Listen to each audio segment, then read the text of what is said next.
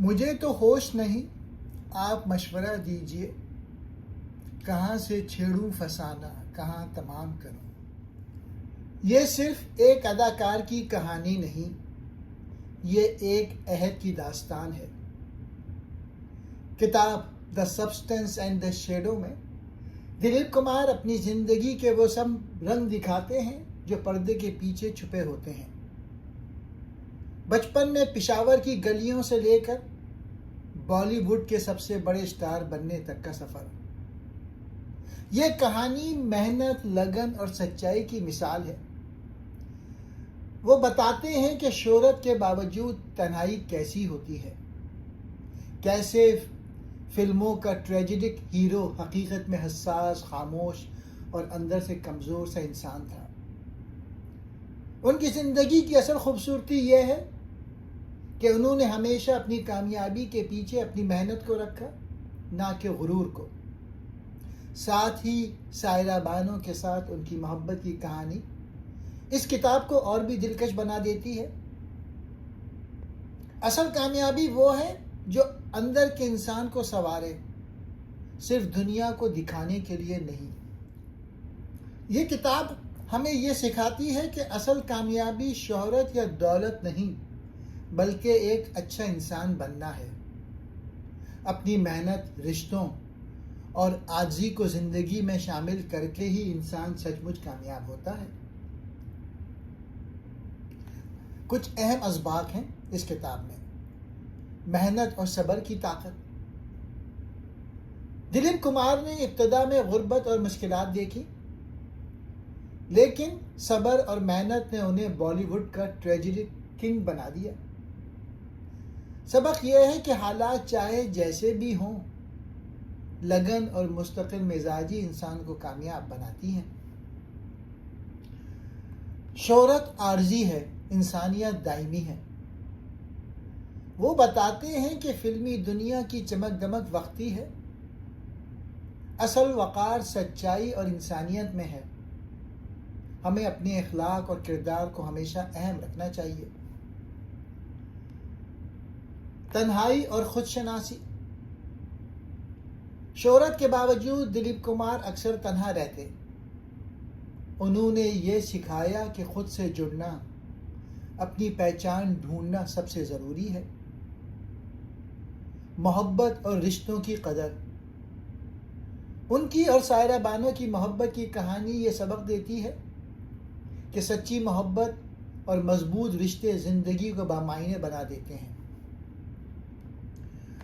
غرور نہیں، عاجزی۔ اپنی کامیابیوں کے باوجود دلیپ کمار عاجزی سے جیتے رہے۔ سبق یہ ہے کہ جتنا بڑا مقام ملے، اتنا ہی زیادہ انسان کو عاجزی اختیار کرنی چاہیے۔ بچپن اور ابتدائی زندگی۔ دلیپ کمار کا اصل نام یوسف خان تھا۔ وہ 1922 میں پشاور، قصہ خوانی بازار کے قریب ایک معزز اور متوسط گھرانے میں پیدا ہوئے۔ ان کے والد غلام سرور خان پھلوں کے کاروبار سے وابستہ تھے، خاص طور پہ انگور اور امرود کے۔ وہ سخت مزاج مگر ایماندار اور اصول پسند شخصیت تھے۔ گھر کا ماحول سادہ، دینی اور خاندانی روایتوں سے جڑا ہوا تھا۔ بچپن کی تربیت میں ایمانداری، محنت اور سچائی پر زور دیا جاتا تھا۔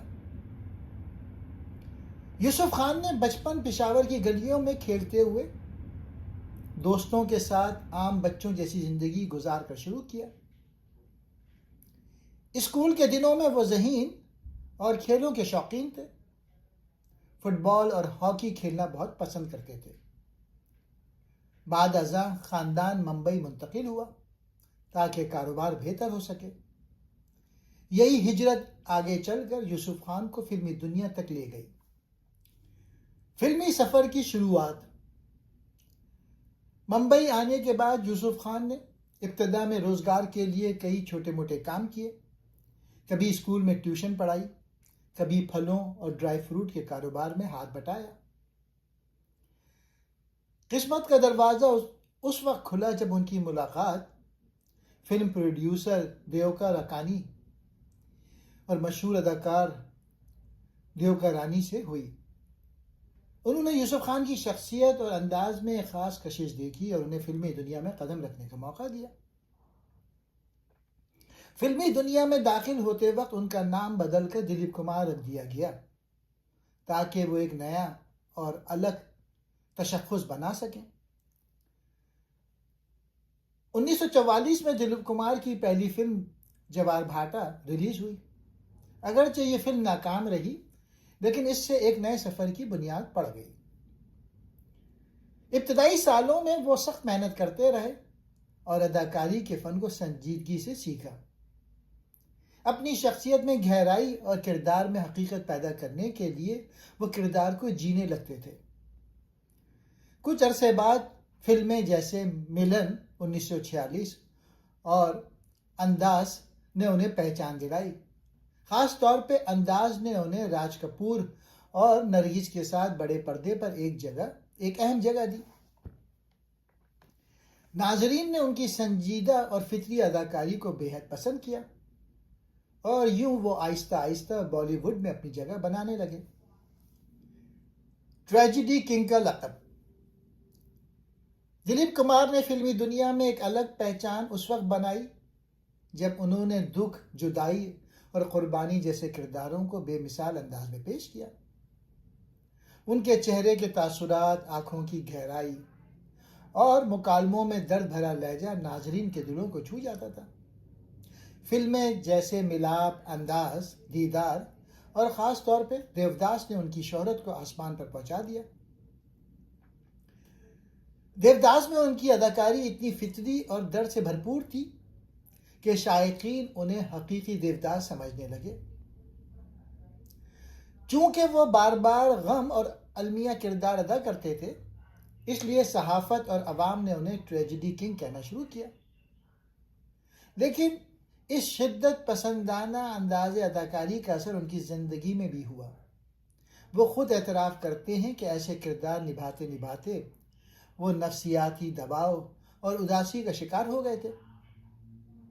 بعد میں اپنے قریبی دوست اور مشہور معالج کی ہدایت پہ انہوں نے ہلکے پھلکے اور مزاحیہ کردار ادا کرنا شروع کیے تاکہ زندگی میں توازن قائم رہے۔ فلمیں جیسے آزاد اور کوہ نور اسی تبدیلی کی مثال ہے۔ ذاتی زندگی اور محبت۔ دلیپ کمار کی زندگی صرف فلموں تک محدود نہیں تھی، ان کے دل کی دنیا بھی کئی اتار چڑھاؤ سے گزری۔ جوانی میں ان کے کئی نامور اداکاروں کے ساتھ قربت کی خبریں آئیں، لیکن سب سے زیادہ چرچا ان کے اور مدھوبالا کے رشتے کا ہوا۔ مدھوبالا اور دلیپ کمار کی محبت برسوں تک فلم انڈسٹری کا مرکز رہی۔ دونوں کی جوڑی فلموں میں بھی بے مثال تھی، خاص طور پر مغل اعظم میں۔ لیکن گھریلو تنازعات اور مقدمات کی وجہ سے یہ رشتہ شادی تک نہ پہنچ سکا۔ بعد ازاں دلیپ کمار کی زندگی میں سب سے بڑی خوشی اس وقت آئی جب ان کی ملاقات سائرہ بانو سے ہوئی۔ سائرہ بانو ان سے 22 سال چھوٹی تھی، لیکن دونوں کے درمیان محبت نے ہر فرق مٹا دیا۔ 1966 میں ان کی شادی ہوئی، جو ہمیشہ کے لیے ایک مضبوط رشتہ ثابت ہوئی۔ دلیپ کمار اپنی کتاب میں اعتراف کرتے ہیں کہ سائرہ بانو نے ہر مشکل وقت میں ان کا ساتھ دیا۔ وہ نہ صرف بیوی بلکہ دوست، ساتھی اور محافظ کے ساتھ ان کے ساتھ کھڑی رہی۔ ذاتی زندگی میں کچھ تنازعات اور ایک وقتی دوسری شادی کی کوشش کا بھی ذکر ہے، لیکن آخر کار وہ اپنی اصل خوشی اور سکون سائرہ بانو ہی کو قرار دیتے ہیں۔ سیاست اور سماجی خدمات۔ دلیپ کمار صرف ایک بڑے اداکار ہی نہیں تھے بلکہ ملک اور سماج کے معاملات میں بھی گہری دلچسپی رکھتے تھے۔ 1980 کی دہائی میں انہیں راجیہ سبھا، بھارتی پارلیمنٹ کا ایوان بالا کا رکن نامزد کیا گیا۔ اس حیثیت سے انہوں نے تعلیم، ثقافت اور فلم انڈسٹری کے مسائل پر آواز بلند کی۔ وہ فلم انڈسٹری میں نوجوان ٹیلنٹ کی حوصلہ افزائی اور فلمی ورثے کے تحفظ کے لیے سرگرم رہے۔ دلیپ کمار نے سماجی خدمت کے طور پر مختلف فلاحی منصوبوں میں حصہ لیا، جیسے ہسپتالوں، تعلیمی اداروں اور غریبوں کے لیے امدادی مہمات۔ ہندوستان اور پاکستان کے درمیان تعلقات بہتر بنانے کے لیے بھی وہ ہمیشہ پرخلوص کوشش کرتے رہے. انہی دونوں ملکوں میں بے پناہ عزت اور محبت ملی انہیں. پاکستانی حکومت نے انہیں 1998 میں نشان امتیاز سے نوازا، جو ایک اعلیٰ شہری اعزاز ہے. یہ بات ہندوستان میں کچھ لوگوں کے لیے تنقید کا باعث بھی بنی، لیکن دلیپ کمار نے ہمیشہ کہا کہ وہ امن اور بھائی چارے کے حامی ہیں. ان کا ماننا تھا کہ ایک فنکار کی پہچان سرحدوں سے نہیں بلکہ اس کی انسانیت اور کام سے ہونی چاہیے.